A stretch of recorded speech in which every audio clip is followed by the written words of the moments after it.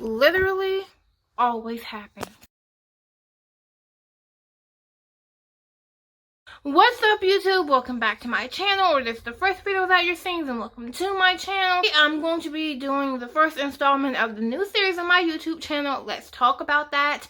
And we're going to be talking about mental health. This is a subject that is so near and dear to my heart. With everything going on in the world, everything that happened in 2020, I feel like mental health is something that has been affecting all of us, and maybe not even in ways that we realize. There's just so much to get into on the topic of mental health and like coping mechanisms and all that stuff. And so because of that, I've actually decided to make this video into a 3-part series. There's so much that I want to talk about mental health and like your mental health and therapy and like coping mechanisms with anxiety and everything. If I sat here and talked about it in one time, it would just be like a 2-hour video. So instead, I'm going to make this into a 3-part series. Obviously, you're watching part 1 now, and then part 2 will probably be up in about 2 weeks or so. Let's go ahead and get into this video. I'm actually just going to be talking about my story and where, you know, the struggles and the issues that I've had with mental health since pretty much high school. And yeah, we're just going to talk about me in this video. When I was in high school, everyone knows I made a video a while back pretty much talking about my story, and I talked about my experience in high school. Well, pretty much middle school is around the time that I really started to notice my Asperger's syndrome, and around the time that it really started to affect me. I think I was in like 11th grade where I realized I'm the only person who doesn't have friends. I'm the only person who doesn't go anywhere outside of school. I literally go to school and then I come back home. And as I was realizing this, I also started to worry and have this extreme fear that that would be my situation for the rest of my life. That was really around the time that my anxiety started setting in. Every time I would find myself in like social situations, or when I would like just be randomly thinking about social situations that I would be in, I would start just having really difficulty breathing, and I would just start sweating and everything. That was when my experience with anxiety really started. I didn't really pay any mind to it at that time. A lot of people don't really take their mental health as serious as they should. And for the longest time, I was definitely that person. I didn't really pay attention to them in high school. And it was actually when I was in college that they started to get worse. But the funny thing is, my situation with my social relationships actually started getting a little bit better. So I noticed that in college, I was actually able to communicate with people a little bit more. I'm still nowhere near the level that like a regular person like you are. You could probably sit down and have a whole conversation with someone and, you know, just bouncing sentences off of each other. I was not at that level. I'm still not at that level. But I was definitely better than I was in high school. So it was really surprising to me the fact that since my social situation was getting a little bit better, I was confused about why my anxiety attacks were not. It was actually moments where I actually had to leave my college classes a little bit early because I was having anxiety attacks.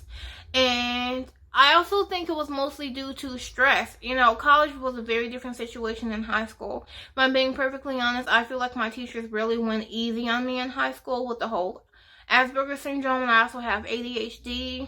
And so I feel like there wasn't as much pressure put on me as there were other students in my grade. But when I went to college, I was kind of expecting the same thing. And when that didn't happen, I couldn't handle it. The fact that I had all these assignments due and they had to be due at a certain time, and there was no like going to the teacher and explaining, hey, can I get like a couple extra days? If you didn't turn your assignment on time, they take like 10 points off your grade. And honestly, there's not really much of an excuse for me about why I wasn't doing the best that I could in college. I wasn't expecting it to be that much of a change from high school to college. And so when it was a change, a big change, I was having a really difficult time dealing with that and handling that. That was one of the reasons why my anxiety got a little bit worse, because although my social situation was getting better, my grades and keeping up with the fact that I was now a college student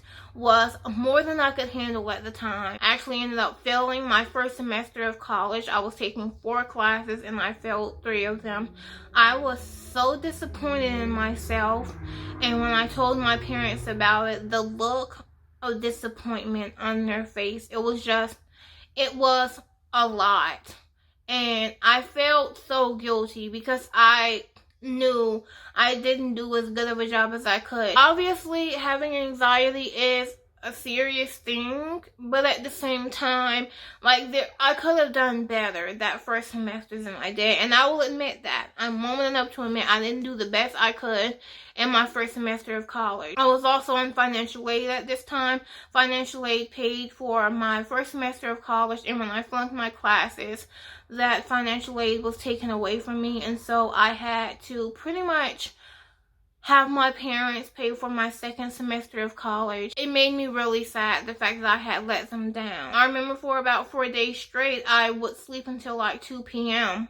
because I just couldn't get out of bed. And I wasn't even like, I was sad, but I was sad to the point where I couldn't get out of bed, but I wasn't like crying about it or anything. So I think I might have been a little bit depressed. I was never diagnosed with depression or anything. I was never even diagnosed with anxiety, but from the research that I've done and from the symptoms that I've experienced, I think I was a little bit depressed. I actually ended up having a long conversation with my mom about the entire thing, and I pretty much apologized to her about how I had, really let my parents down. I didn't go into college as well prepared as I thought I did. I was not ready for how much more difficult things were. My parents, they've never been like super strict or super like mean about stuff, but they've always expected me and my sister and my brother to do what they know we're capable of doing. When I did not do good in college,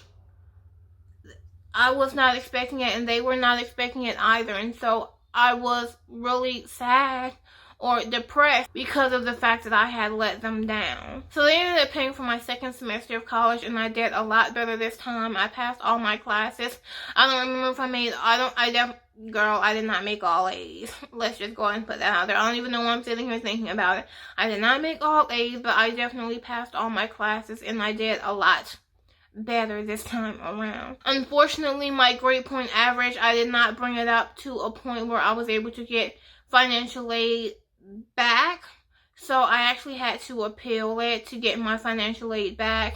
And the entire process of getting my college to pay for my school again, that was a little bit stressful as well, because my parents were like jumping through hoops to try to make this happen for me. And again, I'm reminded of the fact that this all could have been avoided had I done better that first semester. So at this point, my anxiety is coming back tenfold. This isn't just something that affects me in my future. Like, the decisions that I had made and the things that I had done were now affecting my parents and my parents' pocket, and whether or not they're going to have to pay for another semester of school. I actually told myself that if I didn't get this financial aid, I was just going to quit school. I was not going to let my parents pay for another semester of school. I had every opportunity to do things right, and I didn't. Pretty much it was either get financial aid back or stop going to school. This wasn't something that my parents said to me.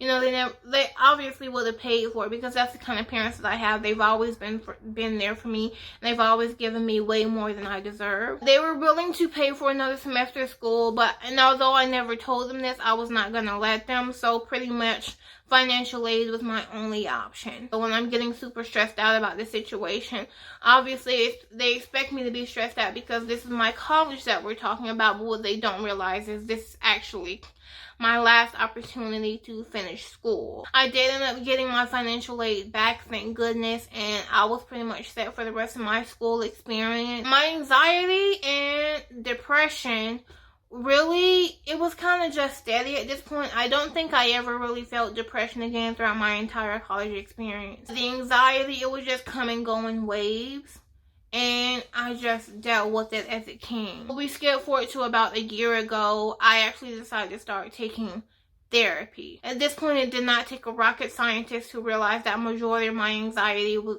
due to me not being able to socialize the way I wanted to, and not having friends, and being at this time 22 years old and not really knowing what my future holds as far as social relationships, or if I'm ever going to be able to get married or have children.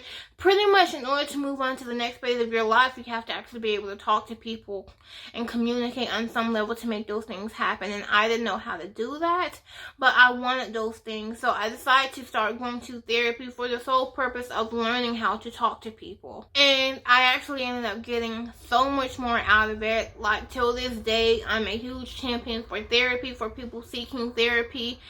And I just love it. It was literally the best decision I've ever made. I feel like most people, they go into therapy expecting to get one thing out of it. Like, I was expecting to learn how to talk to people and socialize and get all these social skills. What I was not expecting was to be able to go back and address the horrible things that I went through in high school, and realizing that my anxiety is actually due to a number of things and not just my Asperger's syndrome or anything like that. I was a little bit hesitant at first because obviously, like, me not being able to talk to people, having to sit down with someone and explain to them your entire life story, your entire situation, that was a lot for me. But my therapist, she and I, we finally got into a place of like where we understand each other and we get where the other person is coming from. It's really been beneficial to me. And actually, most of the time, we don't even talk about the fact that I have Asperger's syndrome. Throughout therapy, I've learned other things that I need to work on, and I've found better ways to communicate with my parents, and I've learned how to be a better person overall.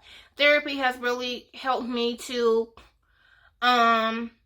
not just see the blame in other people, but also realize that I do wrong in certain situations and things that I need to change about myself. It's not just a yes man sitting there telling you everything that you want to hear. Being in therapy has really forced me to confront some stuff about myself that I never really wanted to address or talk about, and I feel like I'm a much better person because of that. I've said in so many videos lately how I'm the happiest I've ever been in my life, and how I have so many wonderful things going on and so many wonderful things to look forward to, and all of that is due to therapy. So my struggles with my mental issues and everything, obviously they're still there. I still get anxiety every now and then. Obviously, with me having a new job and being around new people that I don't know, like, there's a part of me that's starting to feel that anxiety. But what's so great about therapy is I've also learned ways to know when that's coming up, and so it's really helped me. It's really difficult for me to feel comfortable around people I don't know, so I went into this job knowing that things were gonna be this way. I went into the job knowing I was going to be shy and not really like communicate with people that well, but I've actually done a lot better than I initially thought I would, so that is great. Honestly, this video was not meant to be like me trying to convince you to go to therapy, because to each their own, but I feel like therapy is really good about helping me. We're just gonna use me as an example. It really helps me understand that things that I didn't necessarily think were a huge problem for me have greatly impacted where I find myself today. I used to think that the experience that I had in high school wasn't a big deal and it didn't really affect me anyway, but it turns out that honestly, being picked on and made fun of and bullied in high school could very well have a lot to do with why I have a hard time talking to people, and not just the Asperger's syndrome thing. And that's something that I never really would have discovered had it not been for therapy. And so obviously, like, doing this experience that I didn't really want to do in the beginning, it's helped me to understand more about myself and more about my past, and confront those situations and make me a better person going forward. I had a session with my therapist today, and we actually talked about how, you know, my struggles with anxiety, it's something that probably won't ever go away 100%. And I feel like that's the thing that people don't realize. It's not about getting rid of your issues or having them go away altogether. It's about finding ways to cope with them and finding ways to handle them when they come about. That's actually what we're going to be talking about in future parts of this segment. A lot of coping mechanisms that I've learned in therapy, because they honestly have helped me so much in ways that I can't even begin to get into. But I feel like I'm in a much better place. I feel like I'm better at understanding myself and dealing with situations that I didn't really know how to deal with in the beginning. My mental health is still a battle, and it's still a battle that I'm going to be fighting forever. But at this point, it's not a battle that I plan on losing. So yeah, that's pretty much it for this video. I just wanted to talk about my experience with my mental health and what I've gone through and where I'm at now. Like I said, there are going to be about at least 2 more parts of this series because there's so much that I want to talk about and address as it pertains to this and like other stuff about this. So make sure you guys stay tuned for all those future videos because there's literally so much coming. That's pretty much it for this video, guys. Thank you so much for watching. Please be sure to like, comment, and subscribe. And if you push the notification bell, you'll be notified every time I post a video. Thank you so much for all your love and support. It means the world to me, and I will see you on the next one. Bye, guys.